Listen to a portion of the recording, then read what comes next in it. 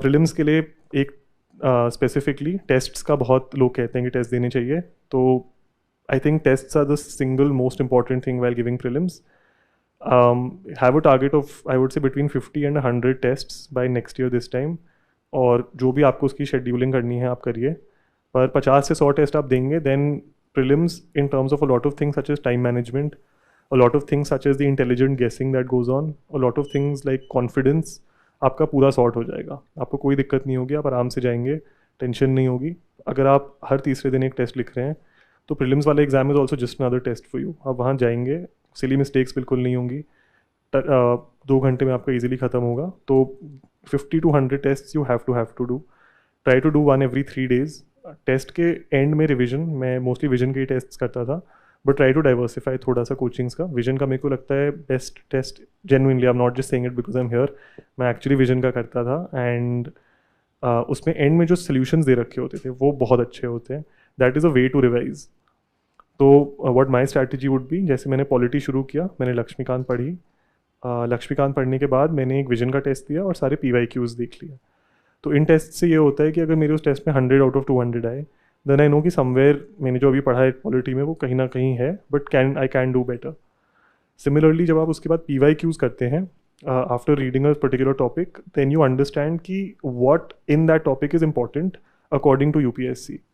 आपने पॉलिटी पूरी किताब पढ़ ली, हमें तो नहीं पता उसमें क्या इंपॉर्टेंट है क्या नहीं है. एक चैप्टर फंडामेंटल राइट्स है, एक चैप्टर है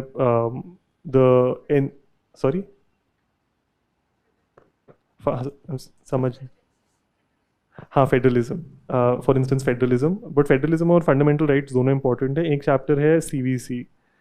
तो अब दोनों को इक्वल इंपॉर्टेंस नहीं दे सकते हैं. Why we give more importance to things like federalism, things like fundamental rights, is because PYQ में हम देखते हैं कि उसमें ज़्यादा क्वेश्चन पूछे जाते हैं. आर्टिकल 19 में घुस के उन लोगों ने क्वेश्चंस पूछे हैं, article 14, 15, DPSPs, everything. CVC, CIC के बेसिक क्वेश्चंस आते हैं. उस चैप्टर को आप एक बार करो, 2 बार करो, मोर देन इनफ. तो PYQs give you that direction on with regard to how to study the next time you revising that book. आपको पता लगेगा कि फंडामेंटल राइट्स अच्छे से करना है, DPSP वगैरह अच्छे से करना है, and what parts you can avoid. So this will save you time in the future. This will give you a insight into the mind of UPSC examiners and what they are thinking while setting the questions. So after every reading of whatever books you do, because you guys are just starting, I would highly recommend do PYQs and do a test. Test is for self-assessment कि कितना absorb किया, कुछ समझा भी कि नहीं समझा, कुछ याद है कि नहीं याद है. टेस्ट में जब नंबर कम आते हैं तो थोड़ी शर्म आती है, but that's a good thing only. Use that as fuel to become better the next time, and the next time you read it आप खुद देखोगे कि मार्क्स में भी इम्प्रूवमेंट होगी और अंडरस्टैंडिंग में भी इम्प्रूवमेंट होगी. And make it a point to do PYQs after every, मतलब I can't stress this enough. PYQs directly भी रिपीट होते हैं, उनकी थीम्स भी रिपीट होती हैं, सब कुछ रिपीट होता है. तो every time you complete environment, geography, history, जो भी है, PYQs की कॉम्पाइलेशन की बुक ले लो. पास्ट 10 years के तो प्लीज़ कर लो, बिकॉज सबसे important I would say prelims के उसमें PYQs ही हैं, बिकॉज उनके बेसिस पे आप आंसर कर सकते हो. आपको समझ आता है UPSC कैसे क्वेश्चंस बना रही है, कौन सी थीम्स चूज़ कर रही है. I can't stress this enough, PYQs are very important. Right, फिर प्रीलिम्स के लिए अब टेस्ट तो आई थिंक सब लोग करते हैं. वहाँ पे कम्पिटिटिव एज आएगा आपका जब आप 2 घंटे बैठ के, काफ़ी लोग तो मतलब पंखा वंखा भी नहीं चलाते और अपने आप को स्ट्रेसफुल सिचुएशन में डालते हैं.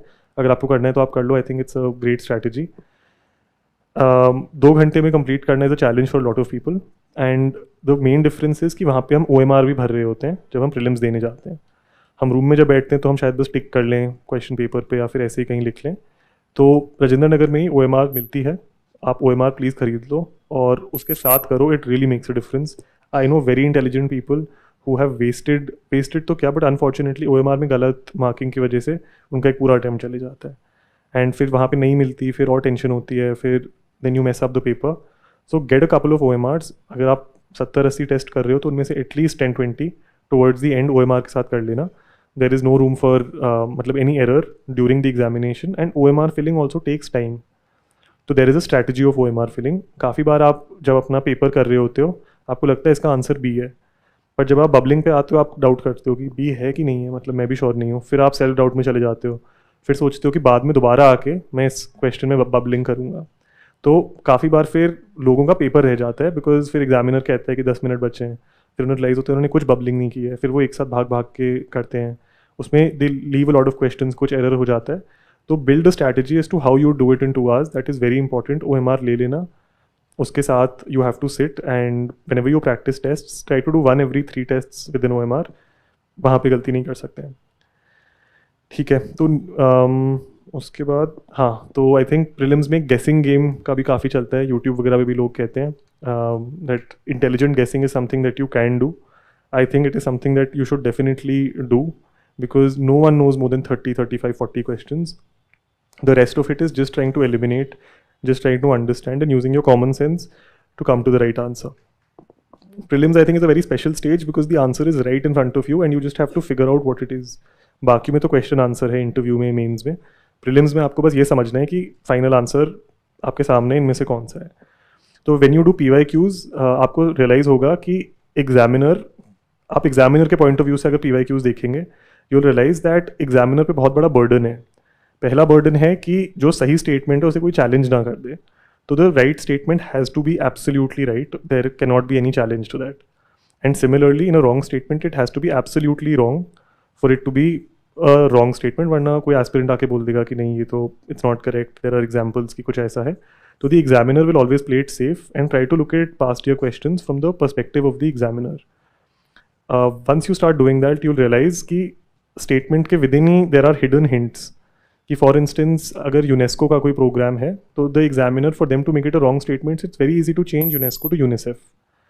तो जहाँ पे भी कोई बॉडी का नाम हो, जहाँ पे भी कोई डेटा पॉइंट हो, a lot of the statements approach them with caution and just try to get inside the mind of the examiner. उससे the reason why I have scored these marks I mean is because of intelligent guessing. मेरे 80 to 90 marks is because of the static stuff that I knew. Thank you. Yeah. Is because of the static stuff I knew. बाकी सब mostly intelligent गेसिंग ही होता है and that is a skill. ऐसा नहीं है कि कुछ लोग कर सकते हैं कुछ लोग नहीं कर सकते. You have to develop it and you can develop it. आप PYQs लेके रैंडमली देखो, sit with the PYQs. Vision का पेपर अगर आप कर रहे हो या किसी भी कोचिंग सेंटर का आप मॉक टेस्ट कर रहे हो तो इनवेरिएबली आपको 70-80 questions you attempt, the rest of them you leave. उसमें do all 100 questions because you have nothing to lose. आप घर पे बैठ के अगर टेस्ट कर रहे हो आप टिक करो, आप देखो इसका क्या आंसर हो सकता है. A question you know nothing about, try to figure out उसमें क्या है. एंशिएंट मिडीवल के क्वेश्चंस होते हैं, उसमें एक कोई वर्ड होगा, वो कहेंगे इसका क्या मतलब है.